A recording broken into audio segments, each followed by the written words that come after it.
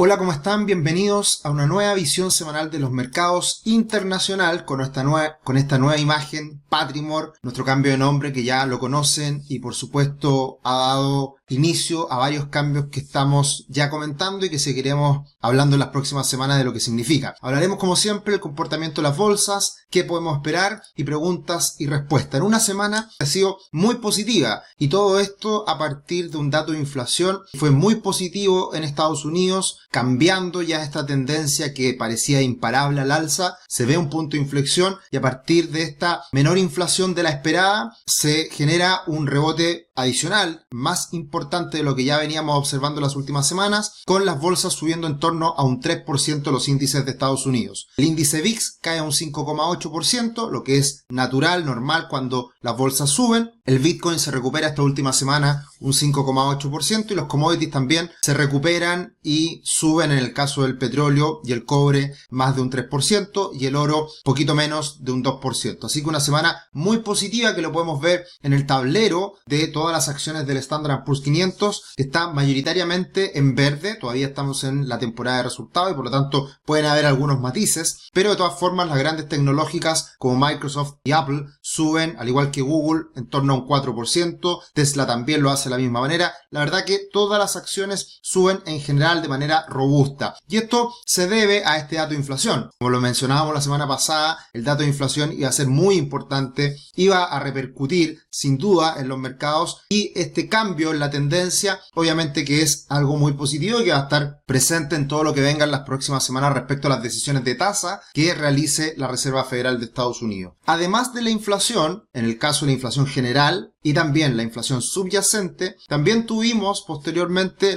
el índice de precio del productor, que incluso cae y muestra una cifra negativa, una desaceleración importante en lo que significa los precios. Siempre se habla de que los precios del productor son un anticipo o va de la mano con el índice de precios general y por lo tanto también es una buena noticia. Acá podemos ver este punto de inflexión que todavía es menor y la verdad que todavía no podemos cantar victoria, pero algo que es muy importante en la inflación a nivel global es el precio de los commodities, principalmente los precios del combustible, del petróleo. Hemos visto una caída importante desde máximos y eso en Estados Unidos en particular se ve reflejado rápidamente. En Estados Unidos básicamente lo que ocurre es sube el precio del petróleo, sube rápidamente el precio de la benzina y viceversa. Por lo tanto, este es un indicador importante que puede ir traspasándose al resto de la economía. También hay que ver todos los otros precios de las materias primas que también hay que tenerlos en cuenta y también pueden incidir. Así que vemos una caída tanto en el índice general como en el índice subyacente. Esperemos que esto continúe en las próximas semanas. ¿Cuál ha sido el efecto en los mercados? Acá está el impacto directo de las últimas dos noticias importantes en Estados Unidos. El reporte de empleo del primer viernes del mes, que fue la semana ya antepasada, y también por ahora el reporte de inflación que se conoció. ¿Qué refleja este gráfico? Muestra cuál es la probabilidad de que en la próxima reunión de la Fed de septiembre se suban las tasas en 75 puntos base. Y cuando sale un buen dato, claramente aumenta esta probabilidad. De hecho, posterior al dato de empleo, subió a sobre el 80% probabilidad. Y luego, con el dato de inflación, cae fuertemente a menos del 50%. Por eso es tan importante los datos que estamos conociendo hoy día en Estados Unidos, que fue lo que dijo la Fed. Si los datos salen buenos, la economía anda bien, la inflación puede seguir alta y por lo tanto la Reserva Federal puede seguir subiendo las tasas. Caso contrario, si la economía se desacelera, se debilita y, en consecuencia, la inflación empieza a ceder, las alzas de tasa van a ser menos agresivas, van a ser más moderadas. Y eso obviamente que es lo que el mercado está celebrando o también en otros casos no tan contento a raíz de esta situación. Y el impacto directo en mercados, en el caso del dólar, acá está el índice del dólar Bloomberg, vemos una caída severa, una caída muy importante con la cifra de inflación. ¿Por qué? Porque si la inflación baja, la Reserva Federal sube las tasas menos de lo esperado. Si sube menos las tasas, eso quiere decir que Estados Unidos se hace menos atractivo en términos de tasa. Y todo lo que mueve el mercado de divisas a nivel global es la diferencia de tasas entre un país y otro. A modo de ejemplo con Chile. Si las tasas en Chile son muy altas respecto a las de Estados Unidos, los capitales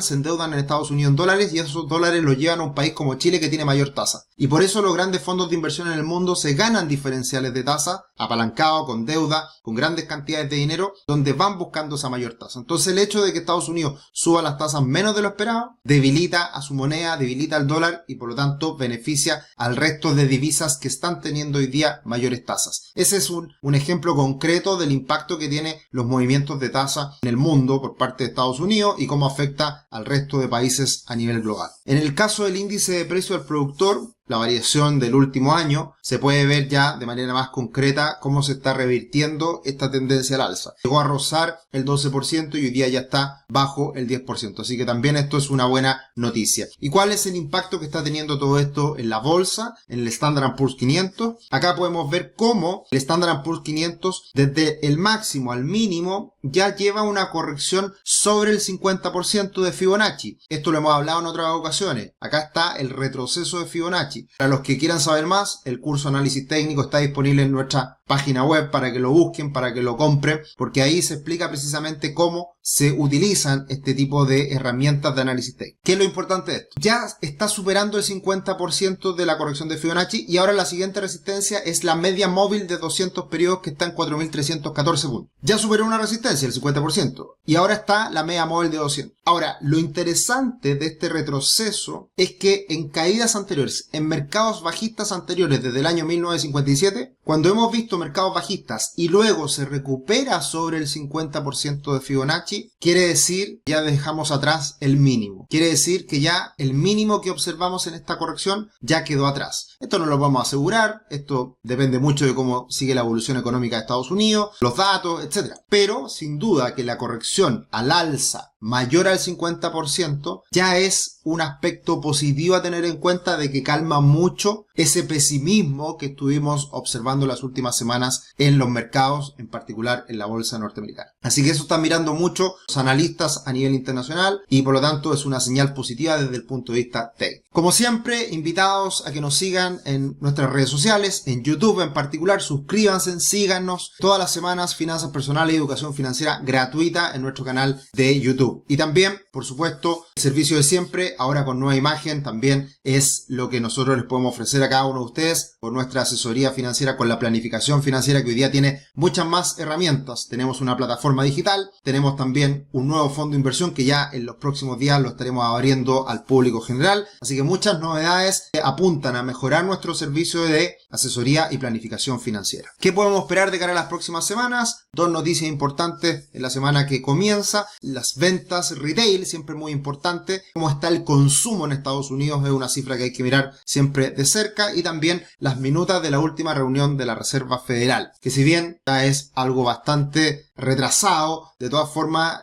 hay que estarlo mirando por ese comentario, esa discusión interna de la Reserva Federal respecto a lo que pueden hacer en el futuro. También tendremos otras cifras de menor importancia, el indicador de manufacturas de la Fed de Filadelfia, también ventas de vivienda existente, etc. Y también, ¿qué podemos esperar de cara al futuro? Se siguen debilitando los precios del Baltic Index, que son los precios del transporte marítimo a nivel internacional. De todas formas, está 4 veces superior el precio hoy en día previo a la pandemia, así que se ha moderado mucho el precio, pero de todas formas seguimos con precios bastante más elevados hasta antes de la pandemia, lo cual sigue siendo una traba para el comercio internacional, para que se solucione el tema de abastecimiento a nivel global y por ende también el traspaso que esto tiene a precios, a lo que es la inflación en definitiva. Por otro lado, hemos visto una recuperación en las acciones tecnológicas, pero de todas formas sigue el mismo patrón que veíamos para la burbuja.com, con lo que estamos viendo hoy día con el ETF Arca Innovation, que ha sido de cierta manera la burbuja.com 2.0. Por lo tanto, también hay que estar mirando qué es lo que pasa en los próximos días con estas acciones tecnológicas y si realmente se moderan las perspectivas de alza de tasa por parte de la Fed, y con eso puede también verse un beneficio relacionado a las acciones tecnológicas que dependen del crédito barato, del financiamiento barato. Así que eso también es un aspecto importante a tener en cuenta. Y lo otro, mirar los indicadores de inflación. Estamos mirando los precios de la gasolina, estamos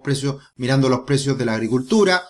En todos ellos hemos visto un retroceso, una moderación. Todo esto hay que seguirlo mirando, y muy importante, no vamos a tener cifras tan relevantes de aquí a la gran cita que tendremos hacia fines de agosto, semana subsiguiente, en donde tendremos el simposio Jackson Hole, que es siempre un lugar donde se juntan los banqueros centrales del mundo, y en este caso, Jerome Powell, vamos a estar atentos a lo que dice y lo que podría finalmente concretarse en esta próxima alza de tasas en septiembre. Así que muy importante también lo que ocurra con ello en las próximas semanas. Y por último, preguntas y respuestas, algunas preguntas, bueno, gracias a todos los que nos tiraron buenas vibras y felicitaciones por nuestro cambio de imagen y todas las novedades que estamos presentando. Acá José nos dice, ¿por qué los mercados se anticipan a la recesión? ¿Cómo lo saben? Lo he escuchado un montón de veces, pero nunca me ha hecho sentido. ¿Hay alguna razón técnica para aquel fenómeno? Muy importante, José. La bolsa, los precios de las acciones, lo que hacen es, a raíz de mucha información que está en el mercado, muchos inversionistas, analistas que miran la información, miran lo que va a pasar en los próximos 12 meses, en el futuro, en las empresas, en relación a la evolución económica, en la predicción de utilidades, de ingresos, costos, etc.